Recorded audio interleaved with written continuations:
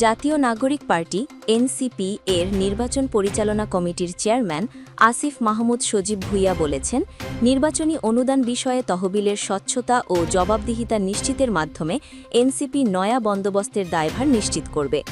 ১৯ জানুয়ারি সোমবার দলটির বাংলা মোটর অফিসে আয়োজিত নির্বাচনী ক্রাউড ফান্ডিং বিষয়ে আয়োজিত সংবাদ সম্মেলনে তিনি একথা বলেন।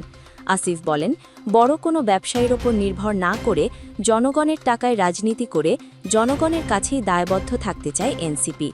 আর্থিক স্বচ্ছতা স্থাপনের উদ্দেশ্যে এনসিপি জনগণের কাছ থেকে অনুদানের তথ্য প্রতি বছর অডিট করে জনসমক্ষে প্রকাশ করবে উল্লেখ করে তিনি জানান, নিজের এবং দলের কাজের ক্ষেত্রে স্বচ্ছতা বজায় রাখার অঙ্গীকার করে তার বিরুদ্ধে কোনো অনিয়মের প্রমাণ থাকলে যে কোনো বিচার মেনে নিতে প্রস্তুত।